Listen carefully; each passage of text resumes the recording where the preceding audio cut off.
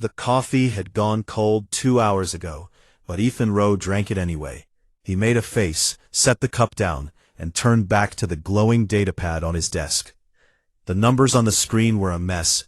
2 merchant species were fighting over a cargo shipment, and both sides had sent him reports full of lies and half-truths. It was his job to sort it out.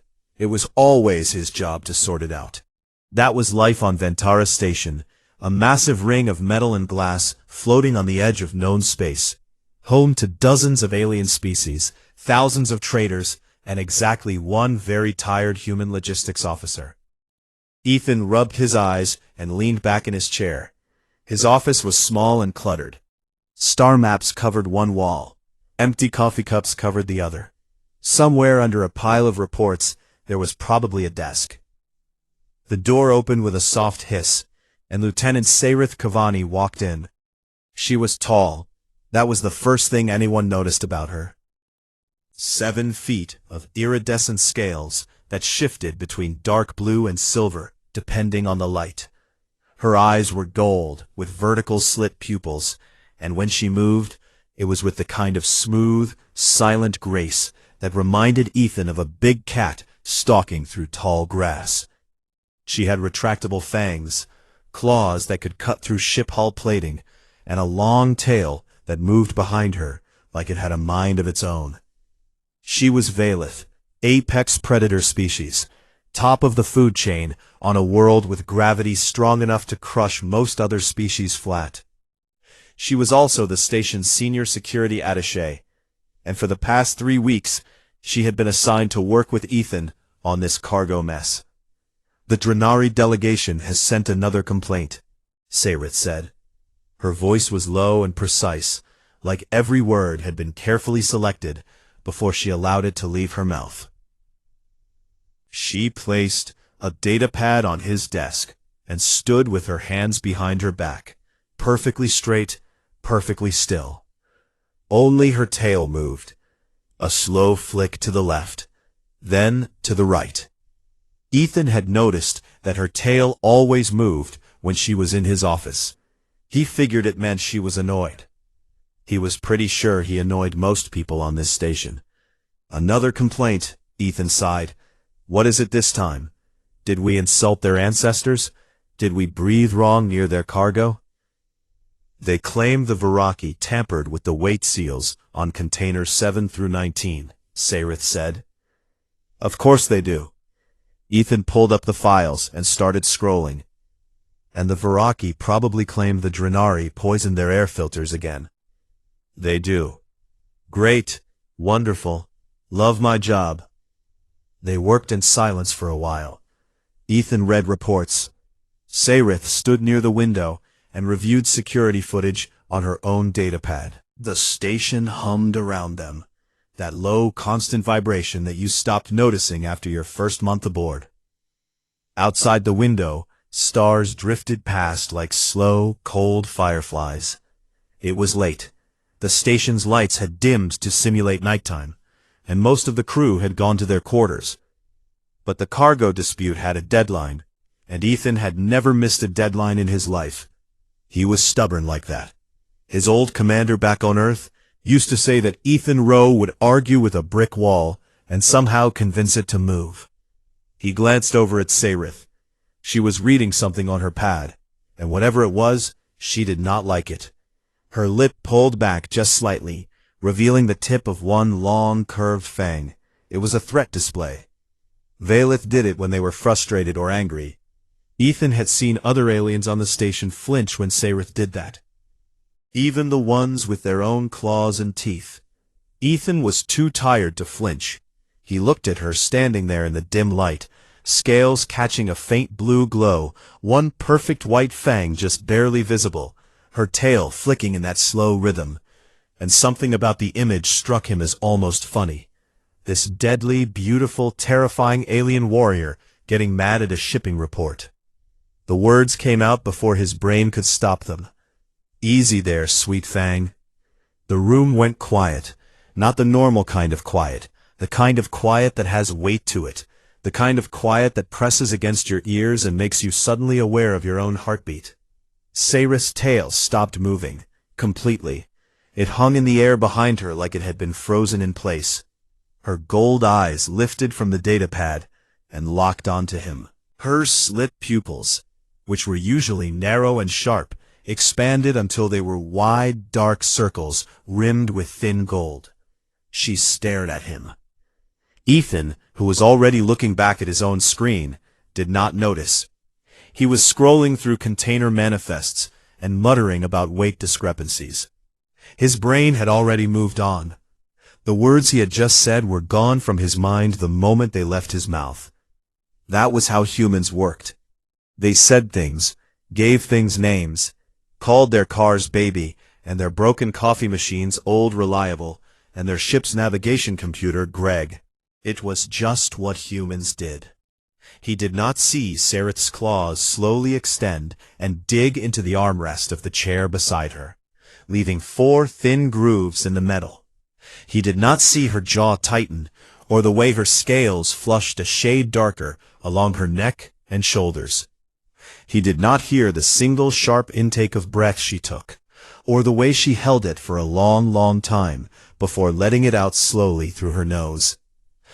I think the drenary numbers are off by about 12%, Ethan said, still staring at his screen. If we adjust for their non-standard weight units, the Varaki claim actually holds up. We might be able to close this out by tomorrow. Silence. He looked up. Sareth, you okay? She was already moving toward the door. Her steps were controlled, measured, each one placed with deliberate precision, like she was concentrating very hard on walking normally. Her tail was rigid behind her, held perfectly straight and perfectly still. I am adequate, she said, without turning around. I will review the security logs and send you my report in the morning. The door opened. She stepped through. The door closed. Ethan stared at the empty space where she had been standing. He frowned, shrugged, and went back to his coffee. Weird, he said, to no one. Out in the corridor, Sareth Kavani stood with her back against the wall. The hallway was empty. The lights were low. She could hear her own pulse in her ears, fast and hard, like war drums. She lifted one clawed hand and pressed it flat against her chest, right over the place where her heart beat beneath the scales. Her lips moved. No sound came out at first. Then, barely louder than a breath, she whispered the words back to herself. Sweet Fang. Her tail began to move again. A long, smooth sway from side to side. In Valith culture, there was no deeper act of intimacy than being named by the one you desired. To have your body seen, acknowledged, and given a word that belonged only to the space between two people. It was not done lightly. It was not done casually. It was the first and most sacred step of a lifelong bond. And the human had said it like it was nothing. She closed her eyes. Her claws curled against her chest. It did not matter that he did not know. It did not matter that he had not meant it. She had heard it. She had felt it. And a Valith heart, once claimed, did not unclaim itself. She pushed off the wall, straightened her back, and walked down the corridor with long, silent strides.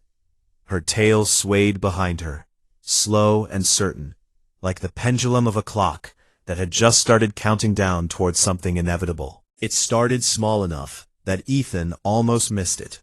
Monday morning, he walked into the briefing room and found Sareth already sitting there. That was not unusual by itself. She was always early. But she was sitting in the chair directly next to his. Not across the table where she usually sat. Not near the door where she could watch the room like a predator watching a watering hole. Right next to him. Close enough that when he sat down, the tip of her tail brushed against his boot under the table. He glanced at her. She was looking straight ahead at the briefing screen, her face calm, her posture perfect. Her tail, however, was swaying gently behind her chair. Morning, Ethan said. Good morning, Commander, she replied. Nothing else. No explanation for the new seat. no expression on her face. He shrugged and opened his datapad. Tuesday, he went to the mess hall for lunch. He grabbed a tray, sat at his usual table in the corner, and started eating the station's best attempt at a chicken sandwich. It was not great, but it was protein, and Ethan had survived worse during his military years on Earth. 2 minutes later, Saerith appeared. She set her own tray down across from him and sat. She had never eaten in the mess hall at the same time as him before. Not once in the 6 months they had both been stationed here. "Lieutenant," Ethan said, raising an eyebrow. "Commander," she said, and began eating. Her food looked like raw red meat cut into precise cubes. She ate with the kind of focus and neatness that made the act seem almost elegant. They ate in silence. Her tail curled loosely around one leg of her chair. Wednesday, Ethan was walking to his office when he heard the sound of combat drills in the corridor just outside. He stopped and looked through the observation window. Saerith was there, running her security team through close-quarters exercises. She moved through them like water through rocks, dodging, striking, redirecting. Every motion was efficient and beautiful in the way that dangerous things are beautiful. She had never run drills in this corridor before. Her usual training area was on the other side of the station. Thursday, he arrived at his office at 6 o'clock in the morning to find a cup of coffee sitting on his desk. It was still warm. It was human compatible. It was made exactly the way he liked it, strong and black, with no sugar. There was no note, no explanation. He picked it up and took a sip. It was perfect. He looked at the door, then at the coffee, then at the door again. "Okay," he said slowly. "Okay." By Friday, Ethan Rowe could no longer pretend that nothing was happening. Saerith Kavani was everywhere. She was a shadow that happened to be 7 feet tall, with scales and fangs. She was not being obvious about it. She was not following him around the station like a lost pet.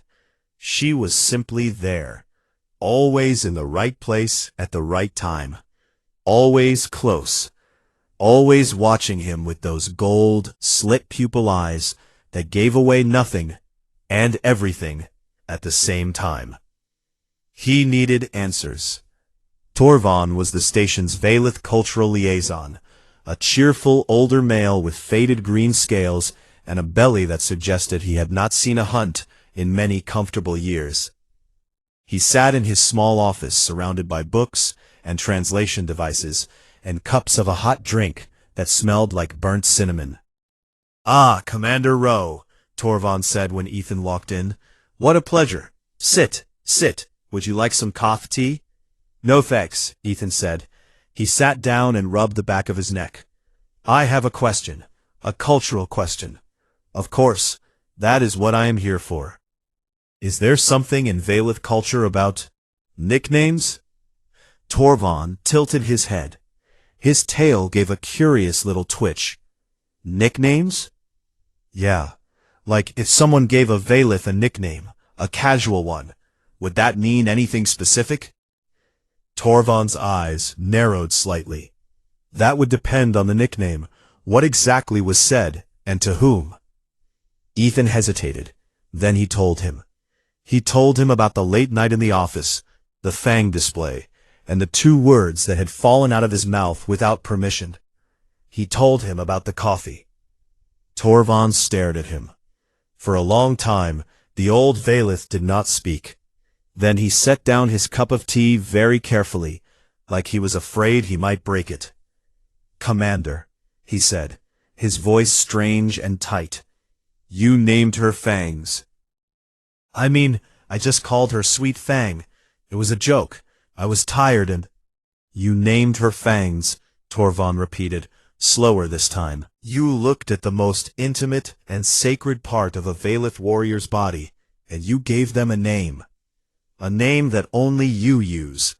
A name that exists only between you and her." Ethan felt something cold settle in his stomach. "What does that mean?" Torvon let out a long, slow breath. In our culture, Commander, that is the first act of courtship bonding. It is reserved for a chosen mate. Only a mate names the fangs. It is the most profound declaration of desire and claim that a Valith can receive. The room was very quiet. You have, in the simplest terms I can find in your language, Torvon continued, proposed to her. Ethan's mouth opened, then closed, then opened again. I what? You proposed, and based on what you are telling me about her behavior this week, she has accepted. Ethan stood up, then sat down, then stood up again. He ran both hands through his hair and turned in a slow circle, like a man looking for an exit that did not exist. Torvon, I was tired. I was making a joke. I didn't even think about it. The old Valith looked at him with something between pity and deep amusement. Yes, he said gently, that is the most human thing I have ever heard. Ethan left Torvon's office in a daze. The corridor felt too bright. The hum of the station felt too loud. His own heartbeat felt like someone was knocking on his ribs from the inside. He had proposed to Saerith. He had proposed to a Valith warrior caste apex predator by accident, because he was sleepy and thought her fang looked nice in the dim light, and his stupid human brain could not stop giving things names. He thought about the coffee on his desk, the drills in the corridor, the lunches, the way her tail swayed whenever he was near. Not irritation. He understood that now. Not irritation at all. He reached his office. He stopped in front of the door. He took a breath. He pressed the panel. The door slid open. Saerith was sitting on the edge of his desk. Not in a chair. On the desk itself. Legs crossed. Her long tail hanging down and swaying in a slow, lazy rhythm. She was wearing her duty uniform, dark and fitted, and her scales caught the soft blue light of the room like scattered gemstones. Her hands rested on the desk surface on either side of her, claws slightly extended, and her chin was tilted down just enough that she was looking at him from beneath her brow. She had been waiting for him. She knew he would come here. She had probably known the moment he walked into Torvon's office. Her gold eyes locked onto his. Her slit pupils were wide and dark. You have been avoiding me, Ethan, she said. First name, not Commander, not Ro, Ethan. He stood in the doorway. His mouth was dry. She was watching him with an expression that was calm on the surface, but underneath held something vast and patient and absolutely certain. Her tail flicked once, twice, slow and deliberate. He swallowed hard. I talked to Torvon, he said. I know. He told me what I did, what the name means. I know. Saerith, I didn't mean to. I know, she said for the third time. Her voice was softer now, not cold, not sharp, soft in the way that strong things become soft only when they choose to. The question is not what you meant then, Ethan. She leaned forward just slightly. The question is what you mean now.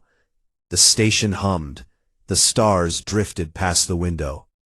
Somewhere far away, a ship docked, and the whole structure gave a gentle shudder. Ethan stood in the doorway of his own office and looked at the alien warrior sitting on his desk like she owned it, and he realized, with a feeling like falling, that he had no idea what to say. Her tail flicked again, patient, waiting. She had all the time in the world. Ethan stepped into his office and let the door close behind him. The sound it made was very final. He stood 3 steps from his own desk and looked at Saerith sitting on it, tail swaying, gold eyes steady on his face. And he did the only thing his brain could manage. He talked. Okay, here is the truth, he said. Where I come from, giving someone a nickname is not a big deal. Humans do it all the time. We name our pets. We name our tools. I once knew a guy who named his toaster Kevin. It does not mean anything deep or romantic or sacred. I called you Sweet Fang because I was tired, and your fang was showing, and my brain just put two words together and threw them out of my mouth before I could stop it. That is all. Sayrith listened. She did not move. She did not blink. Her tail slowed to a stop and rested against the edge of the desk. Her face showed nothing. She was like a statue carved from blue stone, beautiful and completely still. When he finished, the silence stretched between them like a wire pulled tight. Then she spoke. One question, simple and quiet. Do you wish to take it back? Ethan opened his mouth. The word yes was right there. It was the easy word, the safe word, the word that would fix everything and put the wall back up between them, and let him go back to cold coffee and shipping reports and pretending that he did not notice the way she moved or the way the light played on her scales. But the word did not come out. Because standing there, looking at her, he realized something that he had been pushing to the back of his mind for weeks. He thought about her more than he should. He noticed things about her that a colleague should not notice. The way her voice dropped when she was focused. The way her claws tapped a quiet rhythm on surfaces when she was thinking. The way she tilted her head to the side when he said something she did not expect, like she was turning it over inside her mind and examining it from every angle. He had been watching her just as much as she had been watching him. He had just been too human and too stubborn to admit it. The silence went on too long. He knew it went on too long, because Sayrith's tail began to move again, slow and smooth, curling upward in a shape that he did not recognize, but that felt like satisfaction. Your silence is acceptable, she said. There was something in her voice now, something warm buried under all that control. Ethan let out a long breath and rubbed his face with both hands. This is insane. Perhaps, she said, but you are a human. I have been told that insanity is something of a cultural tradition for your kind. He looked at her through his fingers. Did you just make a joke? The corner of her mouth moved by exactly 1 millimeter. On a Valith face, that was the same as a full grin. I have been studying. Before either of them could say another word, the station alarms went off. The sound cut through the room like a knife, a sharp rising wail followed by 3 fast pulses. Red light flooded the corridor outside. Ethan's datapad lit up with emergency notifications, and Sayrith was off the desk and on her feet in a single motion so fast that his eyes barely tracked it. Hostage situation, Ethan read from his pad. Trade quarter, level 6. The Drenari faction from the cargo dispute. They have smuggled weapons aboard. They are holding 14 civilians in the main market area. Sayrith's eyes went narrow and cold. The softness from a moment ago vanished like it had never existed. She was a soldier again, sharp and lethal. How many armed? At least 8. Station security is setting up a perimeter, but they are pinned. The Drenari are threatening to blow the section if anyone approaches. They move together, side by side, through the red-lit corridors to the command center. The room was chaos. Officers from 6 different species were shouting over each other. Screens showed security camera feeds from the trade quarter, and on those screens, Ethan could see the Drenari militants, tall insectoid creatures with hard shells and plasma weapons, standing among a group of terrified civilians. Ethan studied the feeds for a long time. He watched the way the Drenari moved. He watched their body language. He had spent years learning to read alien species, and what he saw now told him something important. They were scared, not confident, not controlled, scared and desperate and cornered. Cornered animals were the most dangerous kind, but they were also the most likely to listen if someone gave them a way out. I am going in, Ethan said. The room went quiet. Every head turned toward him. Unarmed, he added. Sayrith's head snapped toward him so fast that her neck made a sound. No. They are scared, Sayrith. If we push them, they will detonate. If we wait, They will panic and detonate.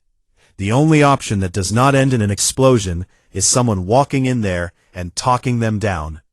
Then send a negotiation drone. They will shoot a drone. They will not shoot a person who is walking toward them with empty hands and a calm voice. Humans have been doing this for thousands of years. It is what we are built for. You are built for many foolish things, Sairith said, and her voice was different now. Not angry, not cold. Something deeper and more raw. Something that sounded almost like fear. Ethan looked at her. I will be fine. You do not know that. No, he admitted. But I know that 14 people in there are not fine right now, and I can help them. Her tail was rigid. Her claws were fully extended, digging into the console in front of her. Every scale on her body seemed to stand on edge, like a cat with its fur raised. She did not stop him. She could have.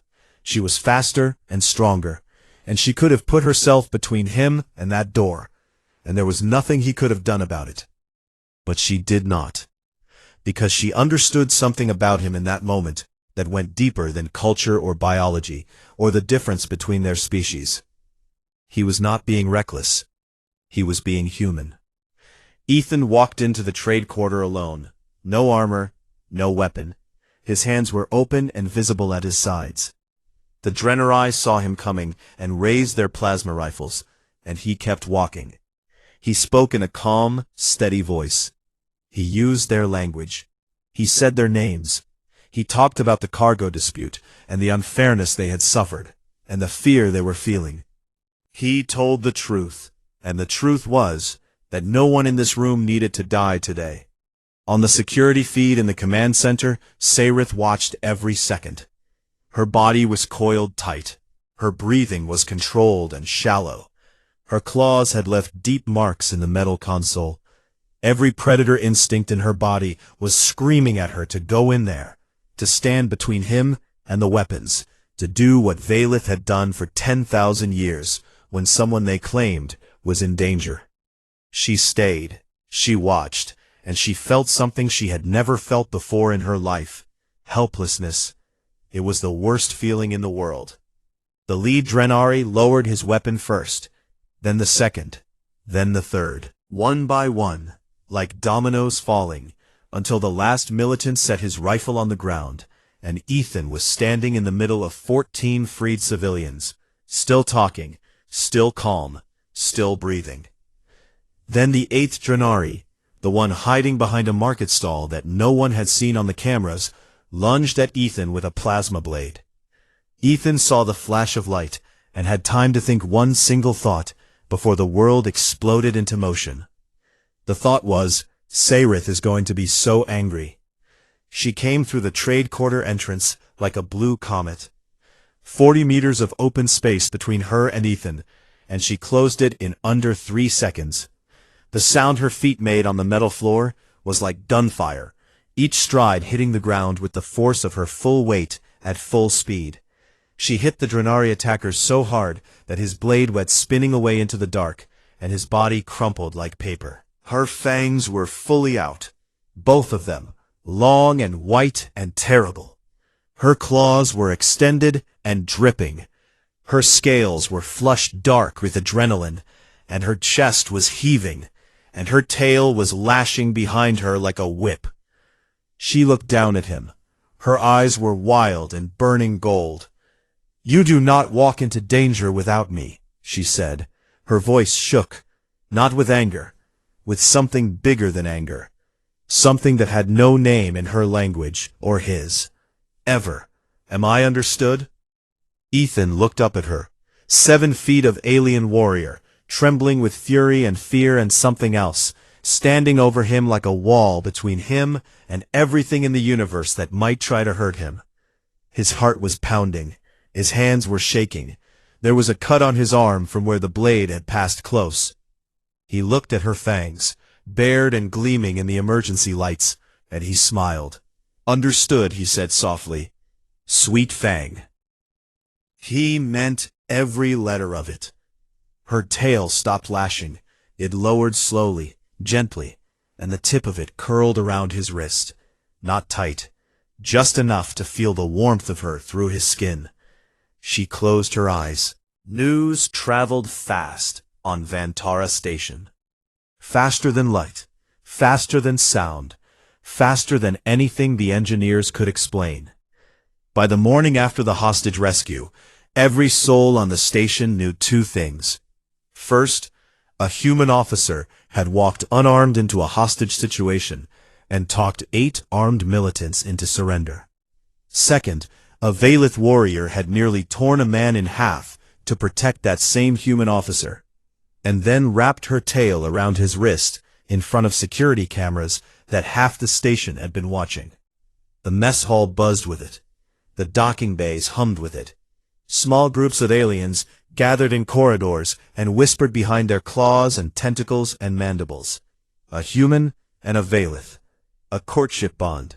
Not once in the 80 years since humans had stumbled onto the galactic stage with their loud voices and their strange habit of making friends with everything that moved. The reactions were as varied as the species that had them. The human diplomatic staff thought it was wonderful, and also very, very funny. Ambassador Chen sent Ethan a message that said only, "Congratulations on your accidental engagement. Earth is proud. Please do not start a war." The station's other human crew members kept finding excuses to walk past Ethan's office and give him a thumbs up through the window. The insectoid Kalani thought the whole thing was terrifying. Humans already bonded with machines and animals and potted plants. Now they were bonding with the most dangerous predator species in the galaxy. One Kalani trade delegate was overheard saying, "They will tame everything. Nothing is safe." Not even death itself is safe from being given a pet name by a human. The Varaki, who were large and practical and not interested in romance, simply wanted to know if this meant the cargo dispute would finally be resolved. It did. Ethan filed the final report the next day. But the reaction that mattered most came from far away. 3 weeks after the incident, a Valith warship dropped out of faster-than-light travel just outside the station's perimeter. It was enormous, a dark angular thing bristling with weapons, and it sat in the void like a predator crouching in tall grass. The station's defense systems went to high alert. Communications channels flooded with panicked chatter. Then a single message came through, directed at Ethan's office. "I am Warlord Kathis of Clan Kavani. I am the elder blood brother of Lieutenant Saerith Kavani. I am here to evaluate the one who has claimed her. He will submit to the right of Fang in blood, or he will withdraw his claim. There is no third option." Ethan read the message 3 times. Then he looked at Saerith, who was standing in his office with her arms folded and her tail perfectly still, which he now knew meant she was deeply stressed. "Your brother," he said. "My brother," she confirmed. "He brought a warship. He is traditional."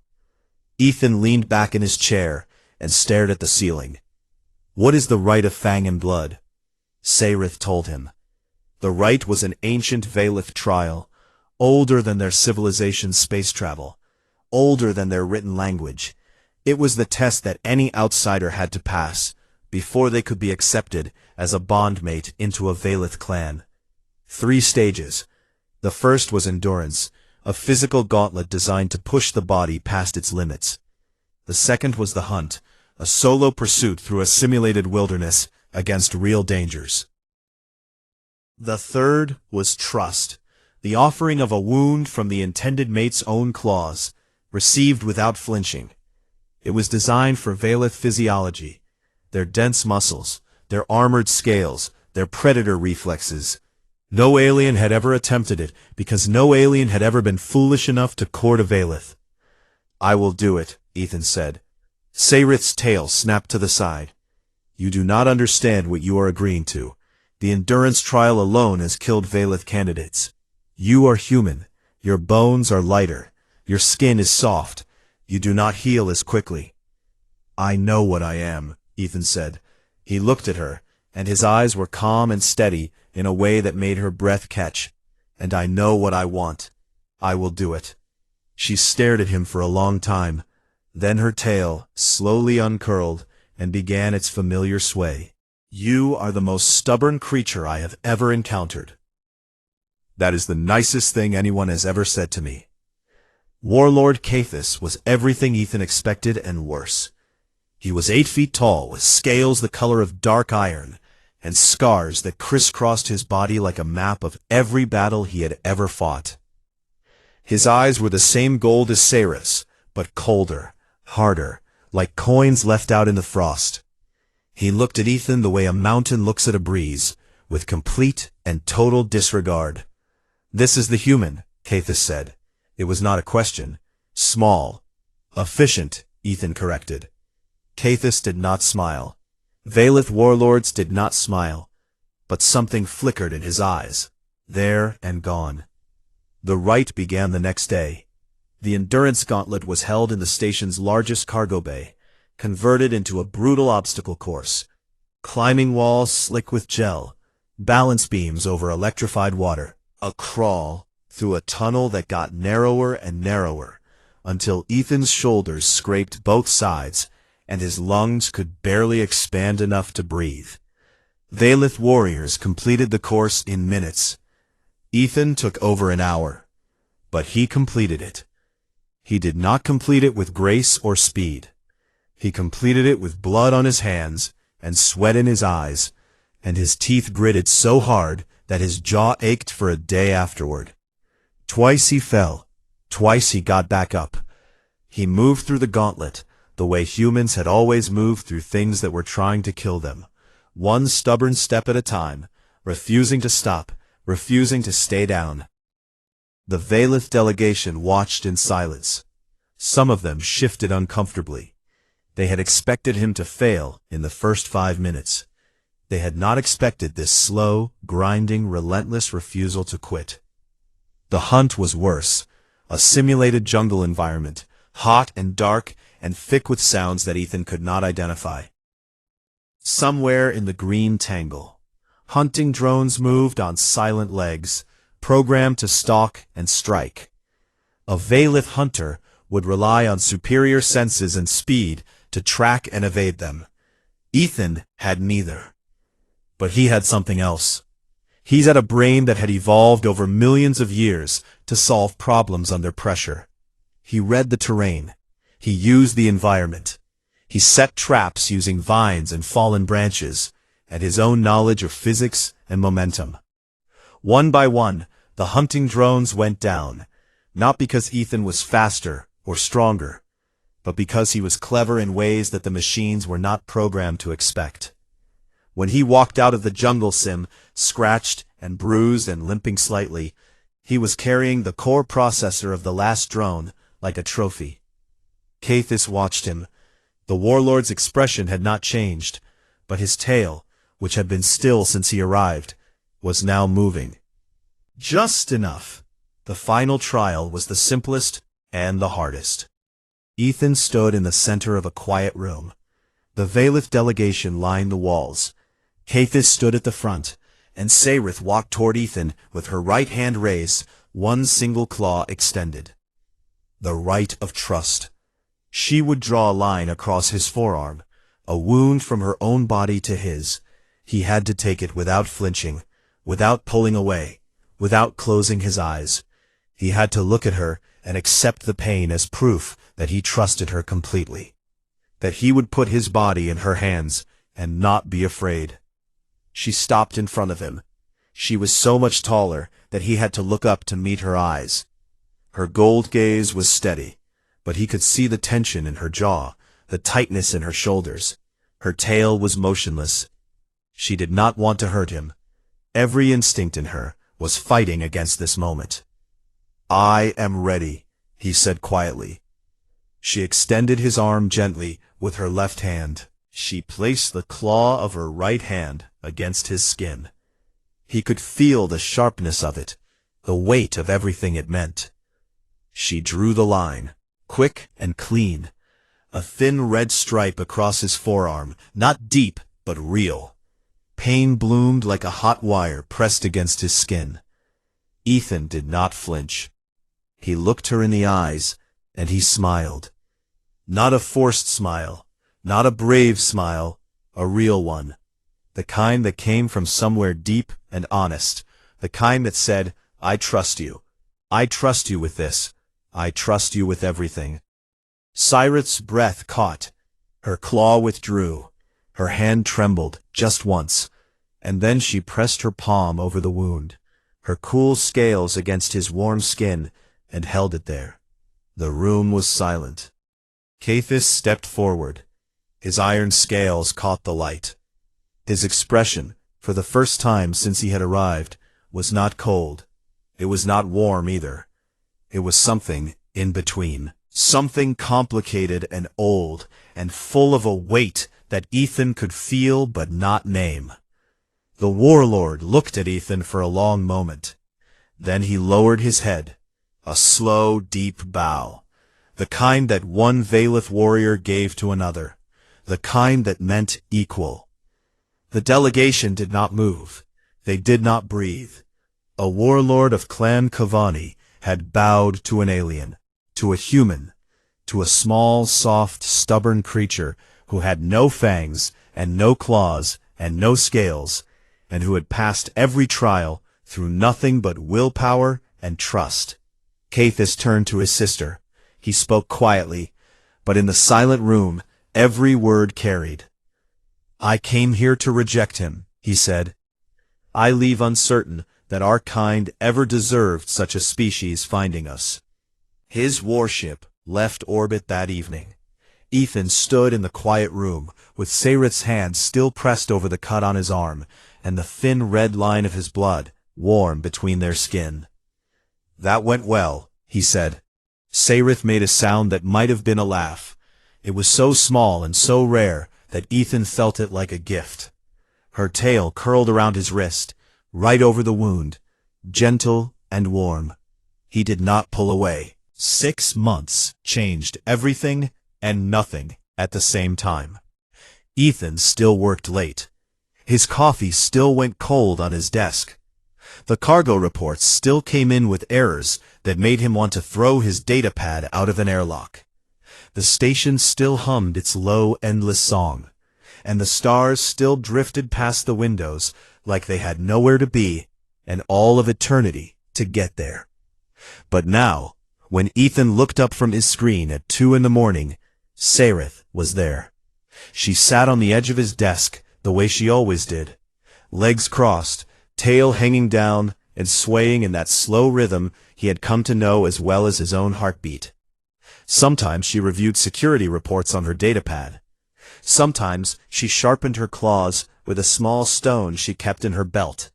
The quiet scraping sound filling the room like a strange and comforting music. Sometimes she just sat and watched him work, her gold eyes soft in the blue light, and said nothing at all. The station had gotten used to them. The human and the Valith, the logistics officer and the warrior, the man who gave names to everything, and the predator who had accepted hers. Other species still watched them with curiosity, but the shock had faded. What replaced it was something warmer, something like hope.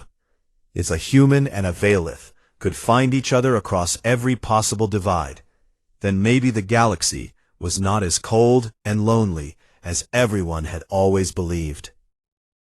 Ethan called her Sweet Fang every day, in his office, in the corridors. Once, in front of a delegation of very confused Kilani traders who did not understand why a 7-foot scaled predator was blushing dark blue at the words of a man half her size. Every time he said it, her eyes did that thing. That brief, barely visible shift from sharp gold to warm amber, like sunlight through honey. She never asked him to stop. She never would.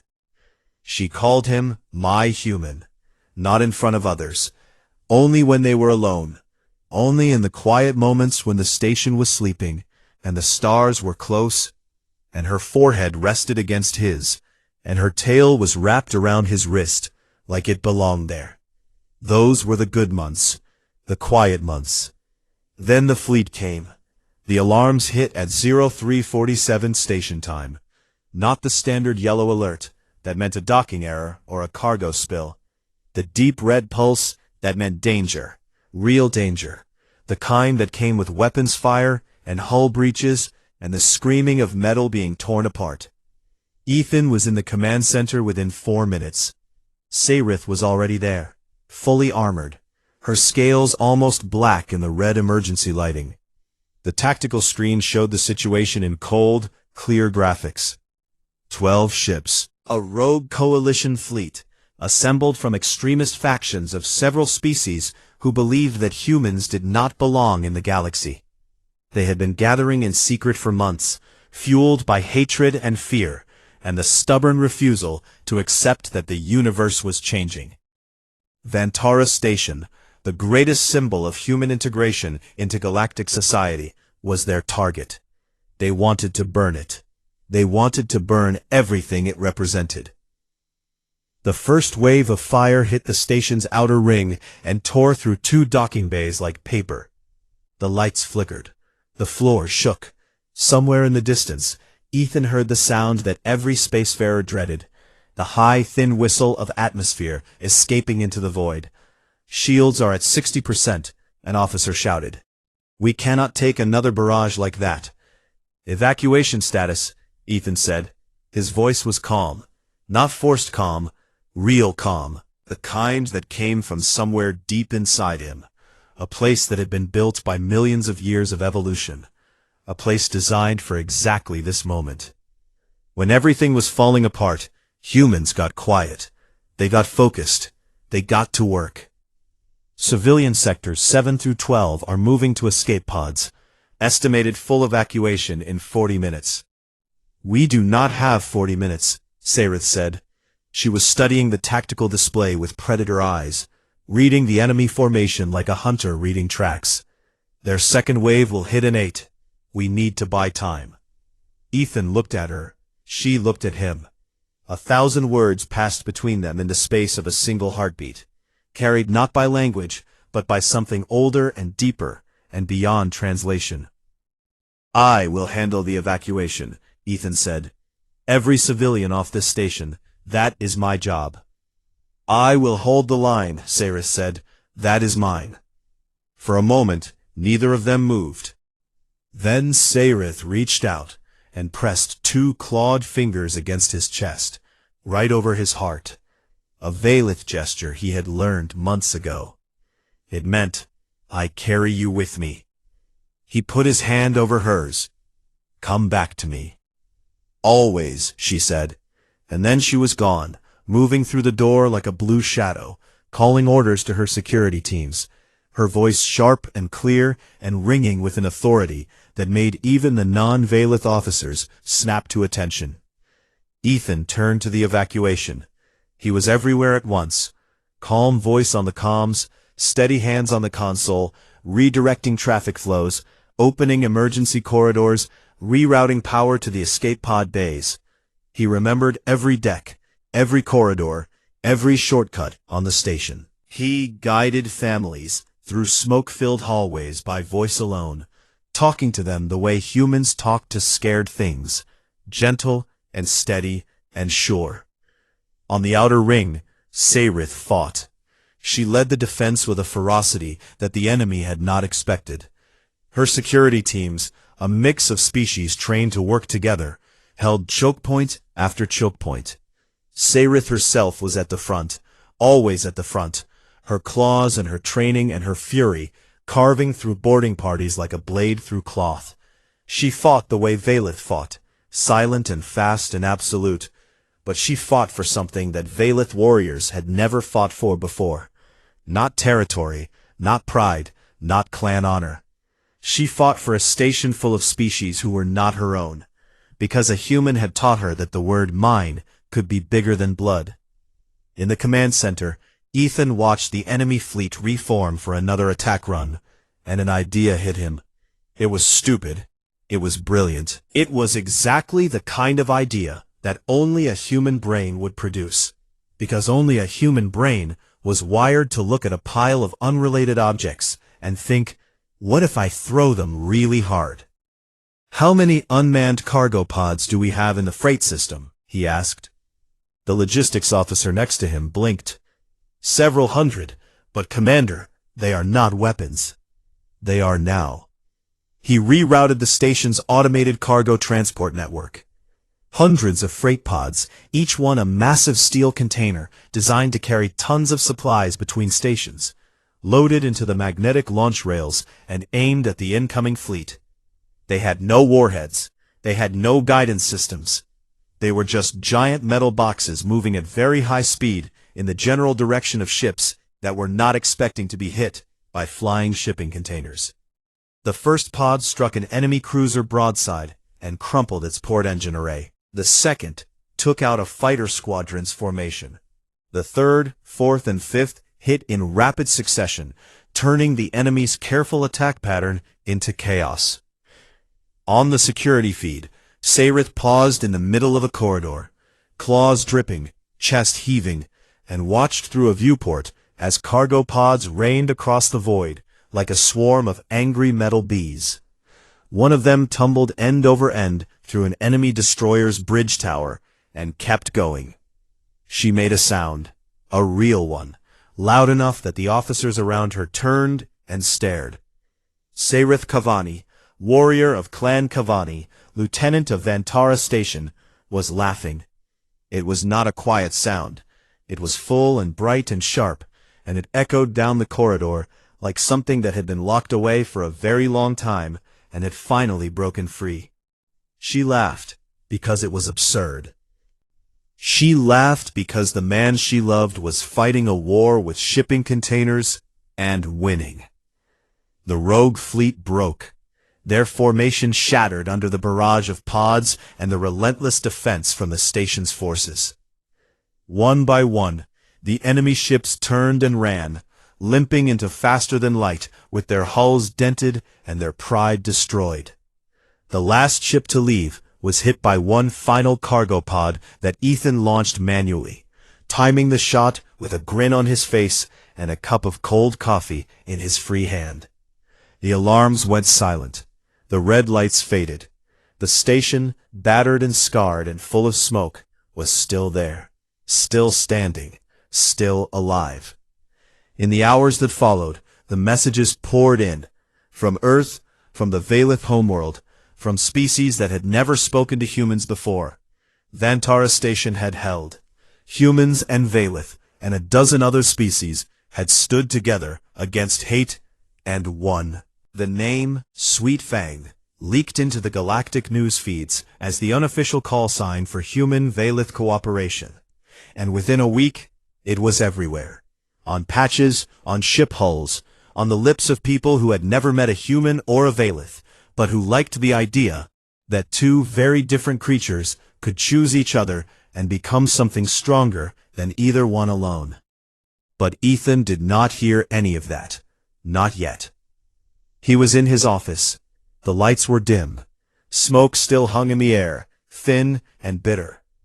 His uniform was torn and stained with soot, and there were burns on his hands from a console that had sparked during the battle. He was sitting in his chair, too tired to stand, too wired to sleep, staring at the wall and listening to the station breathe. The door opened. Saerith stood in the doorway. Her armor was cracked in 3 places. A long scorch mark ran across her left shoulder where a plasma bolt had come too close. One of her fangs was chipped, the tip broken off during the fighting, and a thin line of dark blue blood had dried along her jaw. Her tail hung low, barely moving, heavy with exhaustion. She looked at him. He looked at her. She crossed the room without a word. She stepped around the desk, and she sat on its edge, exactly where she always sat, legs crossed, tail hanging down, right next to him. Then she leaned forward, slowly, and rested her forehead against his. Her scales were cool against his skin. Her breath was warm and slow. Her eyes closed, his closed too. The universe, for one perfect moment, was just the size of the space between them. Her tail curled around his wrist. His hand came up and rested against her jaw, his thumb tracing the line where her scales met the soft skin beneath. "Sweet Fang," he murmured. Her chipped fang caught the light as she smiled. It was the most beautiful, imperfect thing he had ever seen. "My human," she answered. Outside the window, the stars kept drifting. The station hummed its tired, stubborn song.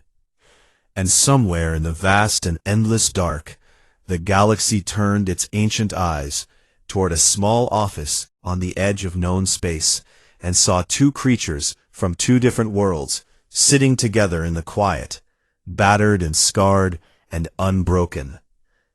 It was, everyone agreed, the most human thing they had ever seen.